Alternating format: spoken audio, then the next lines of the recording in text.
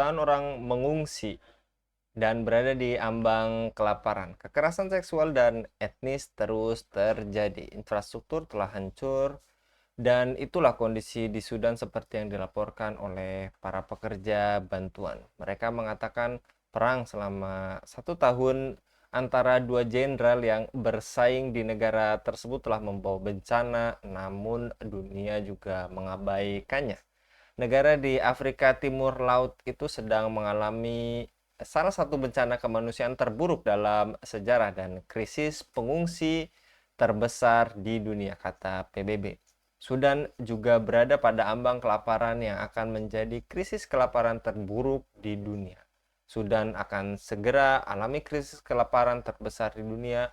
Apa akar konflik Sudan? Apa yang terjadi di Sudan dan bagaimana cara menyelesaikannya?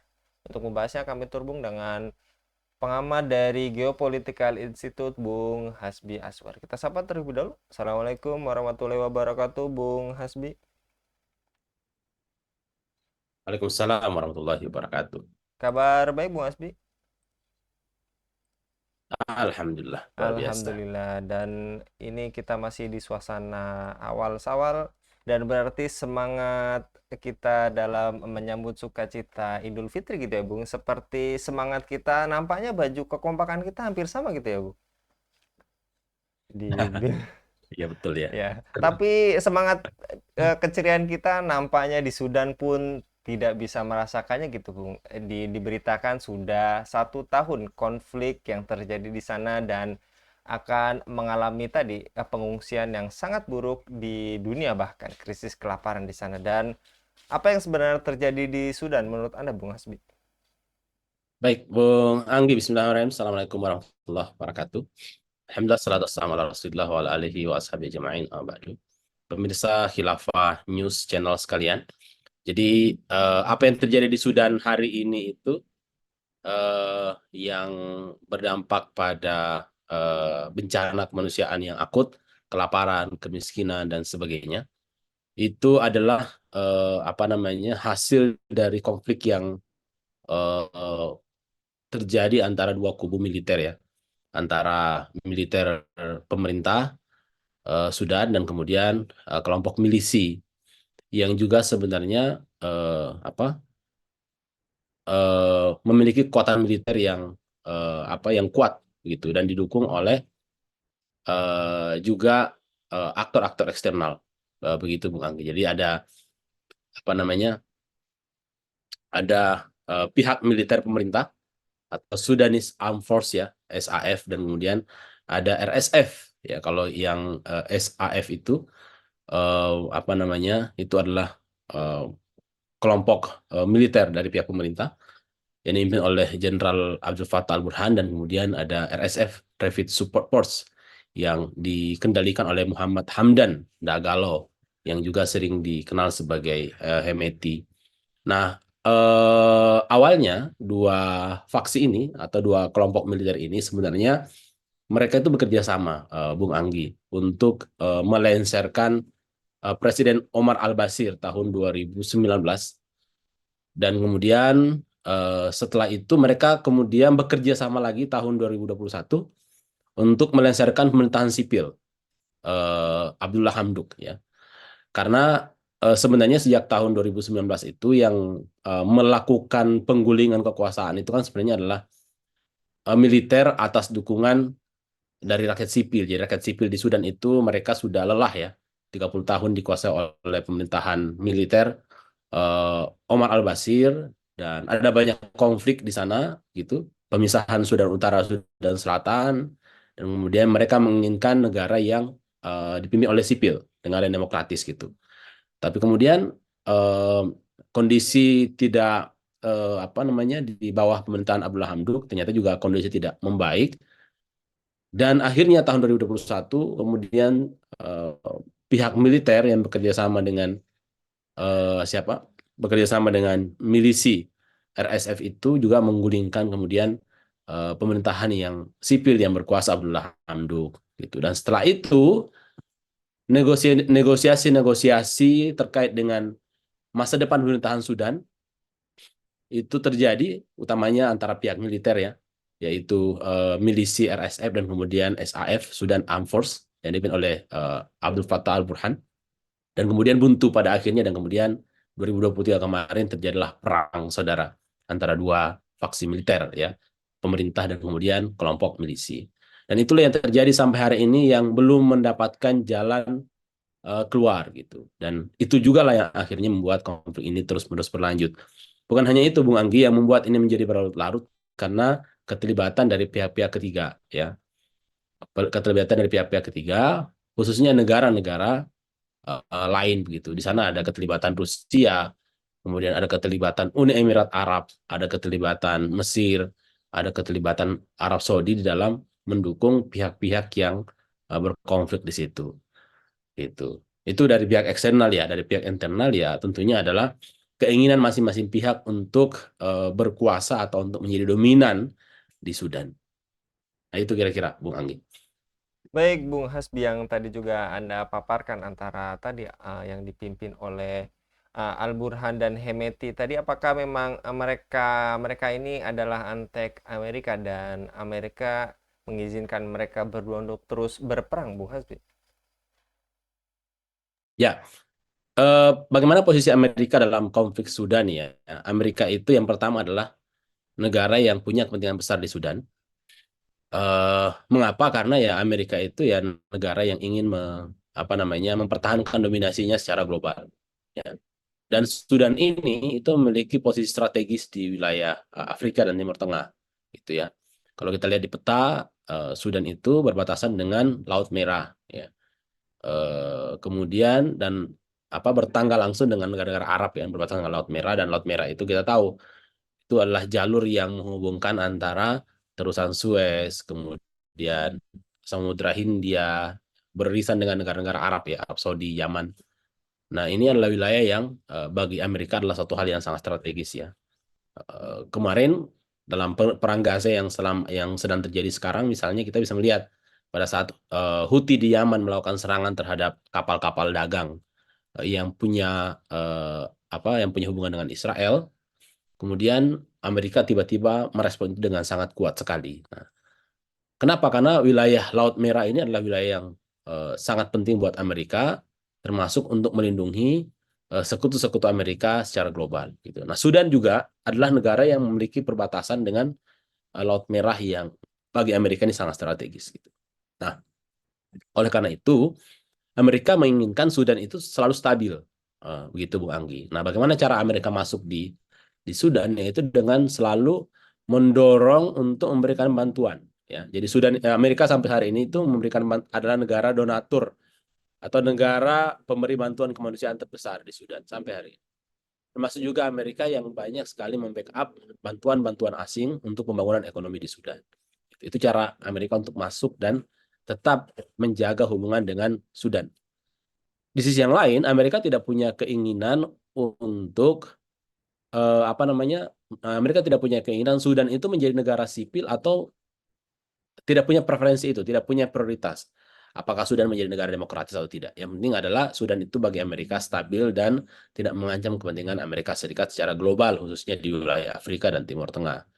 Oleh karena itu, Amerika itu berada di posisi mana? Amerika berada di posisi yang kira-kira legitimate. Legitimate secara internasional. Dan secara internasional yang legitimate di Sudan ini untuk hari ini itu adalah Abdul Fattah al-Burhan, ya, faksi pemerintah atau pemerintah yang sedang berkuasa sekarang itu, yang dipimpin oleh Abdul Fattah al-Burhan, uh, yang didukung oleh Mesir, yang didukung oleh Arab Saudi, ya, termasuk juga negara-negara yang lain yang paling legitimate secara internasional gitu. Nah, Amerika itu sekarang berada dalam posisi mendukung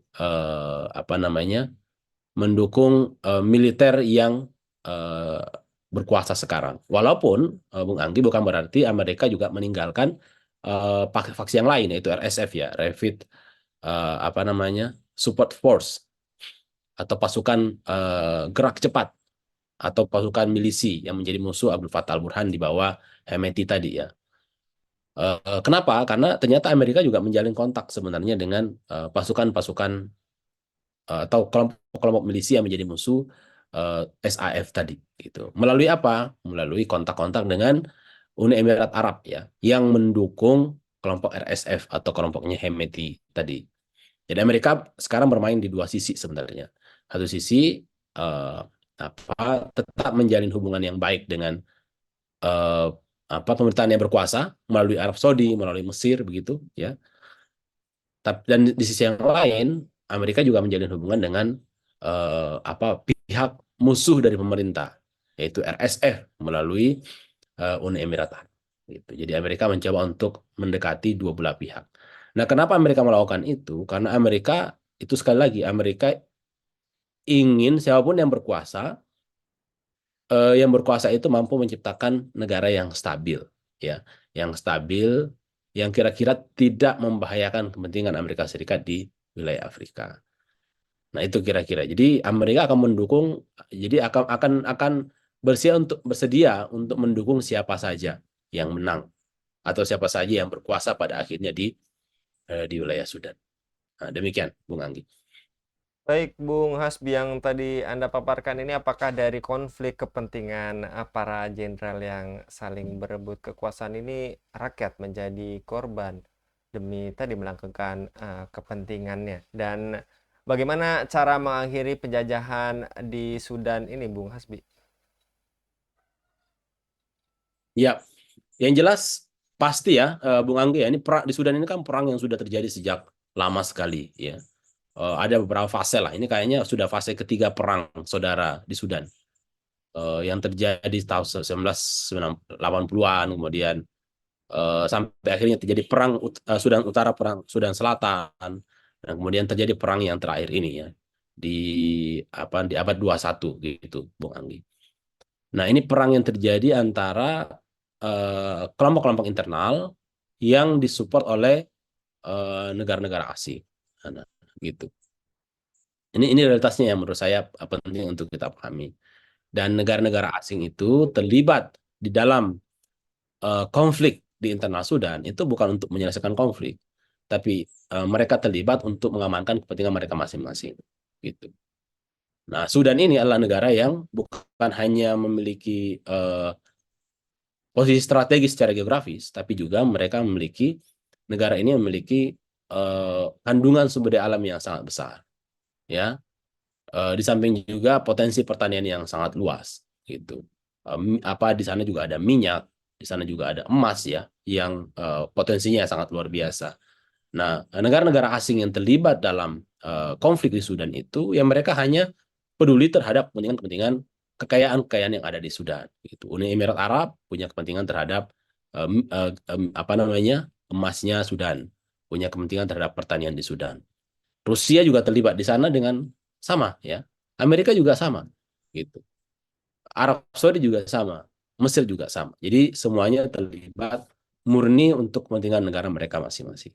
Nah, di sisi yang lain, di internal Sudan juga sama ya. Faksi-faksi yang berkuasa, faksi-faksi yang berkonflik itu juga sama. Mereka fokus untuk mengamankan kepentingan mereka masing-masing. Nah, sebagaimana jamak kita ketahui atau pada umumnya kita ketahui, namanya negara-negara otoriter atau militeristik itu biasanya negara itu secara ekonomi dikuasai juga oleh militer. Jadi bukan hanya secara politik tapi juga secara ekonomi. Ya. Nah, data-data menyebutkan bahwa Sudan itu juga secara ekonomi itu dikuasai oleh militer, Nah, pertarungan antara RSF dan SAF ini itu juga sebenarnya ada dimensi pertarungan ekonominya di sana. Ya. RSF itu punya backup perbankan di sana, punya dominasi terhadap perbankan, pertanian, termasuk juga pertambangan pertambangan emas di Sudan. Begitu juga dengan pihak pemerintah gitu. Ya, pihak pemerintah juga elit-elitnya berkuasa terhadap sebagian besar sumber-sumber perekonomian yang ada di Sudan. Nah, jadi semuanya bicara mengenai kepentingan-kepentingan pribadi. Nah, saya kira ini yang menjadi persoalan mendasar dari persoalan Sudan. Gitu. Negara yang terlibat untuk yang melakukan intervensi dalam konflik ini itu juga bicara mengenai kepentingan mereka, walaupun sesama Muslim ya. Begitu juga di internal negara-negara Sudan, kelompok militer yang satu dengan kelompok militer yang lain, walaupun mereka memiliki kesamaan eh, kesadaran sebagai seorang Muslim ya, tapi sama ya, mereka juga lebih mementingkan kepentingan ekonomi, kepentingan material mereka. Nah, ini menjadi akar masalah menurut saya dari persoalan yang terjadi. Ditambah lagi sama ya, kepentingan-kepentingan Barat yang besar di situ, yang punya kekuatan politik, yang punya kekuatan militer global, dan mereka juga bermain di sana sama untuk kepentingan dominasi mereka. Nah, ini menurut saya akar masalah dari persoalan yang terjadi. Nah, bagaimana solusinya? Nah, kita berharap ya, seharusnya Sudan itu sebagai negara Muslim, yang mayoritas Muslim itu menjadikan akidah Islam sebagai cara pandang gitu. Dalam melihat satu sama lain, bahwa kita ini bersaudara sebagai seorang Muslim, dan kemudian persoalan-persoalan perselisihan yang terjadi antara mereka didudukan dengan kacamata Islam gitu. Satu bersaudara, apa perbedaan-perbedaan antara kita dan Anda misalnya, apa perbedaan antara kita sama Muslim, ini kita selesaikan dengan cara yang baik. Dan kalau yang ada adalah ternyata ada dominasi, monopoli tanah, monopoli bisnis dan seterusnya, ya itu harus diselesaikan dengan syariah. Nah, gitu. Saya kira cuma itu solusinya, Bu Anggi ya. Kalau cuma semuanya bicara mengenai hawa nafsu, ya tidak akan selesai persoalannya. Jadi harus diselesaikan dengan cara-cara yang sifatnya syar'i, dan kekuasaan yang seharusnya dibangun di Sudan itu adalah kekuasaan yang juga dilandasi oleh hukum-hukum syariat, biar semuanya menjadi keadilan yang merata ya, keadilan merata, dan kita juga bisa memfilter pengaruh-pengaruh asing di negara kita. Itu saya kira seperti itu. Begitupun juga negara-negara yang terlibat dalam konflik ini. Seharusnya terlibat itu dalam makna yang positif, bukan negatif ya. Negara-negara Arab seperti Mesir, kemudian Uni Emirat Arab, kemudian siapa? Arab Saudi seharusnya terlibat juga dengan motivasi yang Islami gitu. Amar ma'ruf nahi munkar, bukan mengamankan kepentingan ekonomi masing-masing. Nah, saya kira selama mereka hanya kepentingan nasional masing-masing, maka tidak ada harapan dan itu akan dari konflik ya. Ya, karena konflik ini sengaja dipelihara untuk eh, apa namanya, persaingan antar negara-negara di Sudan gitu. Nah, demikian kira-kira Bung Anggi. Semoga menjawab. Ya, baik. Masya Allah, Bung Hasbi Jazakallah, Bung Hasbi untuk pemaparannya pada kabar petang kali ini. Jadi memang konflik Sudan ini sengaja dipelihara gitu ya Bung Hasbi. Mudah-mudahan tadi solusinya yang telah disampaikan oleh Bung Hasbi yaitu kembali ke syariat. Segera diterapkan untuk mengakhiri konflik yang baik ada di Sudan maupun konflik yang ada di negara mayoritas Muslim lainnya gitu ya Bung Hasbi. Iya, betul. Ya, baik, jazakallah Bung Hasbi. Mudah-mudahan Bung Hasbi senantiasa dilindungi oleh Allah Subhanahu wa taala dalam setiap aktivitasnya. Demikian pemirsa Ilham News yang dirahmati Allah, jangan lupa untuk subscribe, like, dan share sebanyak-banyaknya. Semoga menjadi amal kebaikan bagi kita semua di dunia dan di akhirat nanti. Saya Anggi Suara diundur diri. Wassalamualaikum warahmatullahi wabarakatuh.